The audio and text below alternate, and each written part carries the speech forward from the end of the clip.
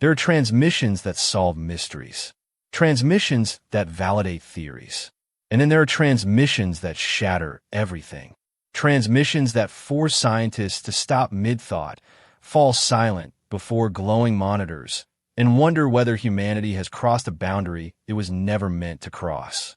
Voyager 2, alone in the deep vacuum for more than 46 years, has just sent one of those transmissions.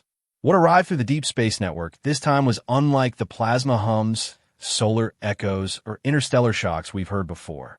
This signal carried patterns, structured, layered, rhythmic pulses, hidden inside the faintest whisper of radio energy, traveling more than 12 billion miles through the void.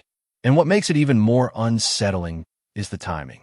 This signal arrived after Voyager 2 went silent for 7 months. After NASA realigned its antenna against impossible odds. After every surviving instrument was pushed beyond its intended lifespan. It arrived when Voyager should not have been speaking at all. It came from a region where no spacecraft has ever remained stable. From a place where the sun's influence collapses and the galaxy's true environment begins. And the reaction of the mission team says everything. Voyager 2 didn't just send data. It sent something that feels like a warning, a whisper, a message from deep space itself. Tonight, we trace the journey from the launch of the twin probes to the moment this transmission reached Earth, and uncover why this single fragment of radio energy has left NASA shaken, fascinated, and unable to explain what Voyager 2 has truly encountered. To understand the transmission, we must first understand the machine that sent it. And that story begins with an alignment so rare it occurs only once every 176 years. In 1965, when space exploration was more dream than discipline, a graduate student named Gary Flandreau, armed with little more than a pencil and an instinct for orbital mechanics, noticed something extraordinary. Jupiter, Saturn, Uranus, and Neptune were slowly drifting into a precise gravitational staircase, a configuration that would allow a spacecraft to hop from world to world, using planetary gravity as celestial slingshots. This alignment could compress a 30-year journey into just 12. When NASA grasped what Flandreau had uncovered, the agency quietly rewrote its plans and began building 2 machines designed to exploit this once-in-a-lifetime corridor. Machines meant to escape the solar system entirely. Voyager 1 and Voyager 2 were born from that cosmic window, engineered to climb gravity like a ladder toward worlds never seen before. What no one realized then was that the same alignment also placed the Voyagers on paths that would carry them deep into the interstellar medium, into regions where the sun's influence fades and only the galaxy's raw environment remains. The alignment that enabled the Grand Tour also made this transmission possible. Voyager 2 launched on August 20th, 1977, a modest-looking craft wrapped in gold-colored insulation, powered by plutonium heat, and guided by computers with less memory than a modern digital watch. And yet, it became one of humanity's greatest explorers. It endured Jupiter's lethal radiation belts, survived Saturn's rings, crossed the frozen, alien landscapes of Uranus, and it remains the only spacecraft ever to visit Neptune, gliding past its sapphire atmosphere and watching the great dark spot churn beneath methane clouds. Along the way, it discovered moons, rings, volcanoes, nitrogen geysers, extreme winds, and mysteries that still defy explanation. Then, as its cameras shut down and its final images were stored on aging tape, Voyager 2 crossed the boundary where the solar system ends, the Heliopause, and entered interstellar space. From that moment on, it relied on the Deep Space Network to whisper signals across a distance, so vast it takes 18 hours for each message to reach Earth. But the story didn't end there. As Voyager drifted farther, its power waned. NASA shut down heaters, disabled instruments, and sacrificed non-essential systems one by one just to keep it alive. Even so, in 2020, Voyager 2 fell silent for 7 months, vanishing into the void. And when contact was finally restored, the spacecraft behaved in ways no one expected. Its data streams were inconsistent. Its orientation appeared corrected without explanation. And the first strange anomalies began to surface, anomalies now reappearing in the latest transmission. Voyager 2 didn't just explore planets, it transformed science. At Jupiter, it sent back images of storms larger than Earth, lightning flashing across alien skies, and volcanoes erupting on Io, the first active volcanoes ever observed beyond our world. That alone could have defined its legacy. But Voyager continued. At Saturn, it survived a barrage of icy ring particles moving at thousands of miles per hour. It flew past Titan and detected an atmosphere thicker than Earth's, hinting at complex chemistry still debated today. Then came Uranus, the coldest, strangest giant, where Voyager discovered rings, 10 new moons, a tilted magnetic field, and a planet knocked sideways by ancient violence. Finally, Neptune, winds screaming at 1,000 miles per hour, storms the size of continents, and Triton, a frozen moon erupting nitrogen geysers miles high. These encounters revealed a solar system alive with chaos and complexity. But they also taught NASA something critical. The deeper you go, the stranger physics becomes.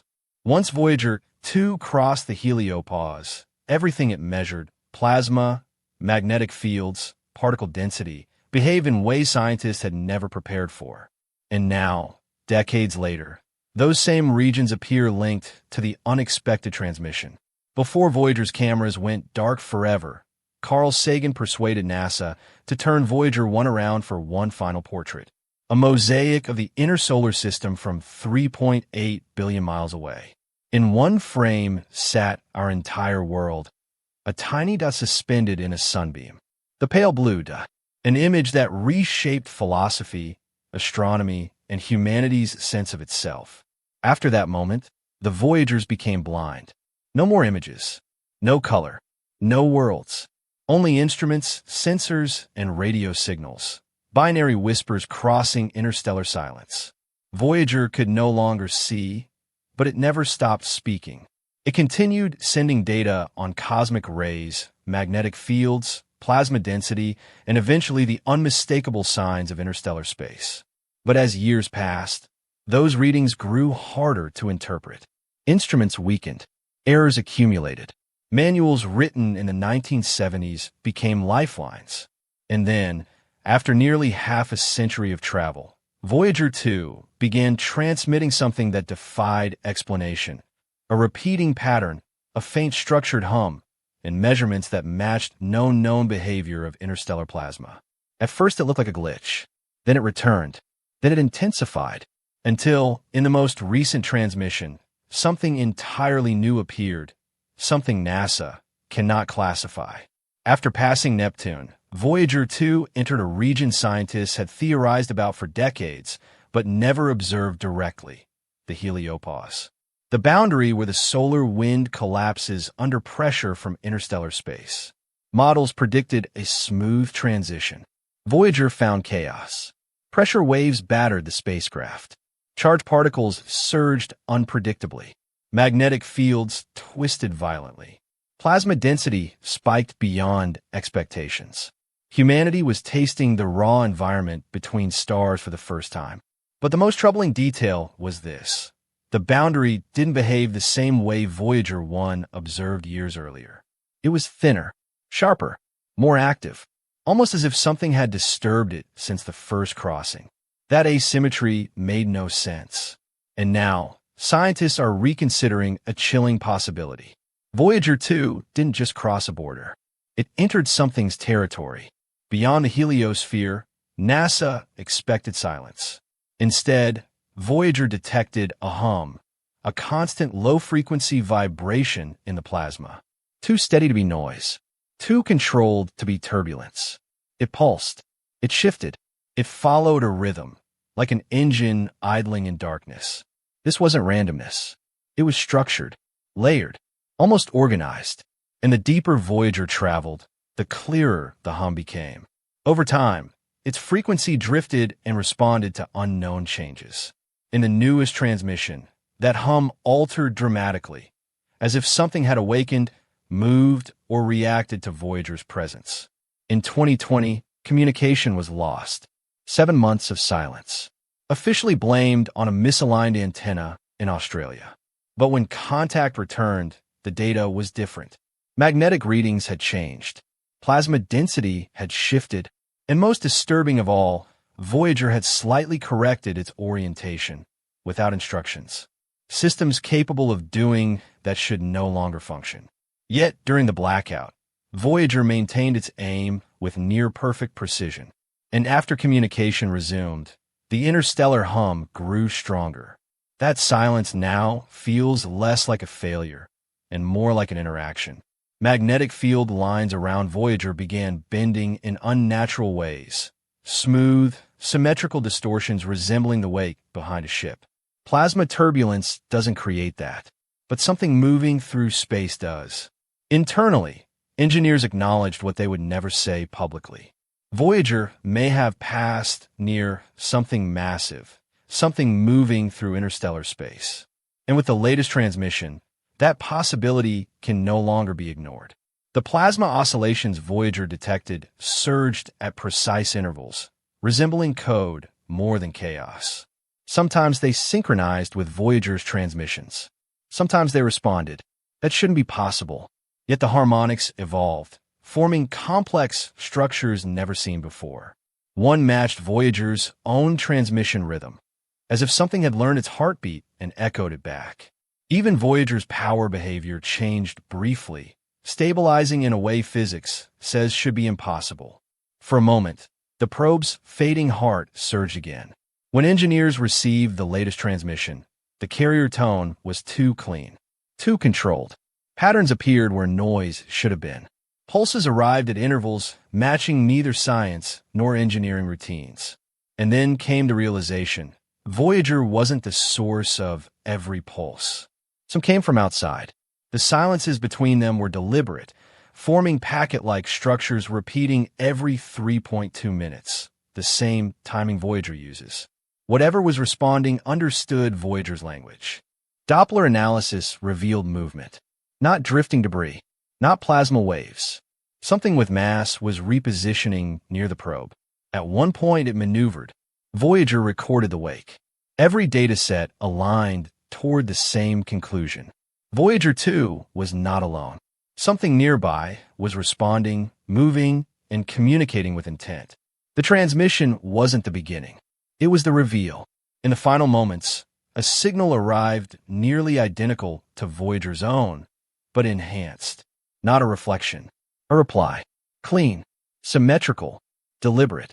It ended with a structured silence. A complete message. When NASA assembled the full timeline, the truth became unavoidable. Voyager 2 didn't just send data. It sent evidence of contact.